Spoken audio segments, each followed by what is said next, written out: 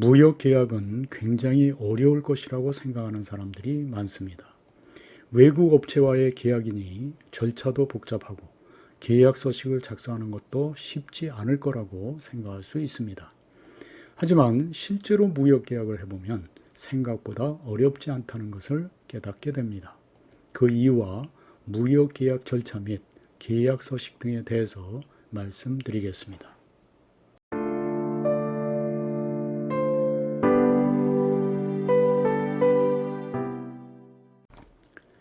무역계약을 하기 위해서는 우선 셀러와 바이어가 모든 계약 조건에 합의해야 합니다.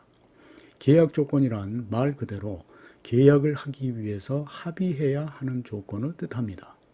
우리가 온라인 쇼핑몰에서 물건을 사기 전에 확인하는 것들이 있습니다. 물건의 디자인이나 성능과 함께 가격이나 배송 일자 등을 확인해서 모든 것이 마음에 들면 구매 버튼을 누르게 됩니다. 이와 같이 물건을 사기 전에 확인하는 것들을 일종의 계약 조건이라고 할 수 있습니다. 무역 거래에서의 계약 조건이란 셀러와 바이어가 계약을 체결하기 위해서 합의하는 조건을 뜻합니다. 셀러와 바이어가 합의해야 하는 첫 번째 계약 조건은 품명입니다. 사고 팔 물건이 어떤 물건인지를 합의해야 합니다. 품명을 영어로 뭐라고 하는지는 회사에 따라서 다양합니다. 아이템이라고도 하고 아티클, 프로덕트 등 다양한 이름을 붙이지만 디스크립션이라는 용어를 가장 많이 사용합니다. 셀러와 바이어가 합의해야 되는 두 번째 계약 조건은 수량입니다. 몇 개, 몇 톤 등 수량을 합의해야 합니다. 셀러와 바이어가 합의해야 하는 세 번째 계약 조건은 가격입니다. 일단 단가를 정하면 수량과 곱해서 총액이 정해지는데 여기서 중요한 것이 가격을 정할 때는 반드시 FOB나 CIF와 같은 거래 조건을 함께 정해서 계약서를 작성할 때 어떤 조건에서 얼마라고 표시해야 한다는 것입니다. 셀러와 바이어가 합의해야 하는 네 번째 계약 조건은 선적 조건입니다. 물건의 선적지, 목적지, 선적 시기 등을 합의해야 합니다. 여기서 주목할 것은 국내 거래에서는 납기 또는 납품일자라고 해서 언제까지 물건을 도착시킬 것인지를 합의하지만 무역 거래에서는 여러 가지 변수가 있기 때문에 도착하는 날짜는 합의할 수가 없고 언제까지 선박이나 비행기에 실을 것인지를 합의한다는 것입니다. 셀러와 바이어가 합의해야 할 다섯 번째 계약 조건은 결제 조건입니다. 가격과 더불어 가장 합의하기 힘든 조건으로서 일반적인 무역 거래에서는 송금 방식 또는 신용장 방식으로 결제합니다. 이 밖에도 포장 방식이나 보험 조건, 원산지, 국제 규격이나 인증 등에 대해서도 합의해야 합니다. 계약 조건은 이메일을 비롯한 통신 수단을 통해서 합의합니다. 일단 셀러나 바이어 중에 한 곳에서 조건을 제시하면 상대방에서 새로운 조건을 제시하고 완전한 합의에 이를 때까지 이런 협상을 계속합니다. 만약 계약 조건 중에 하나라도 합의가 되지 않으면 계약은 깨지게 됩니다.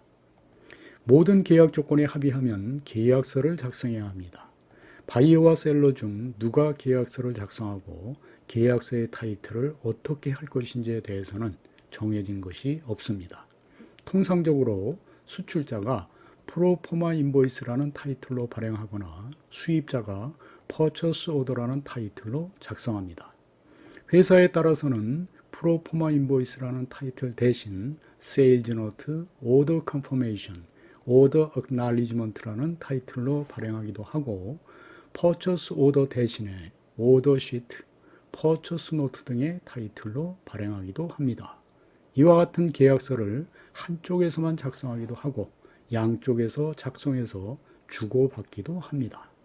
한편 거래 규모가 크거나 장기 계약의 경우에는 앞서 말씀드린 계약서 외에 좀 더 구체적인 계약 조건을 담아서 세일즈 어그리먼트나 세일즈 컨트랙트라는 타이틀로 별도의 계약서를 작성합니다.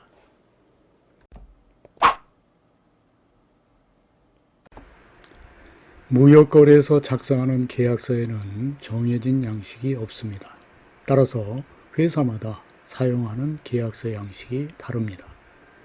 프로포마 인보이스나 퍼처스 오더와 같은 계약서에는 description, quantity, unit price, amount, trade terms, packing, shipping port, destination, shipment, payment 등과 같은 합의된 계약 조건을 명시해서 작성하면 됩니다. 세일즈 어그리먼트나 세일즈 컨트랙트의 경우에는 품목이나 거래 내용에 따라서 다양한 내용을 담아서 작성합니다.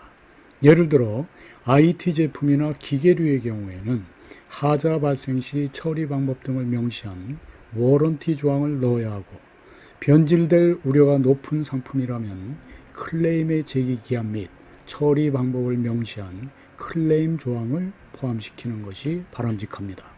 이 밖에도 불가항력적인 상황일 때를 대비한 포스 메주어 조항, 분쟁이 발생할 경우 소송 대신 중재로 해결하자는 내용을 담은 아비트레이션 조항을 포함시키기도 합니다.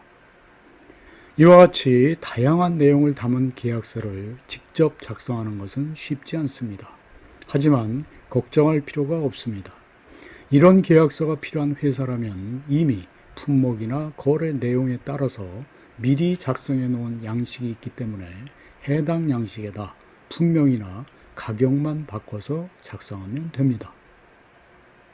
무역계약에는 정해진 절차도 없고 무역계약서의 양식이나 내용에도 정해진 것이 없습니다. 따라서 미리 계약서 조항을 연구하거나 계약서를 작성하는 연습을 할 필요가 없습니다.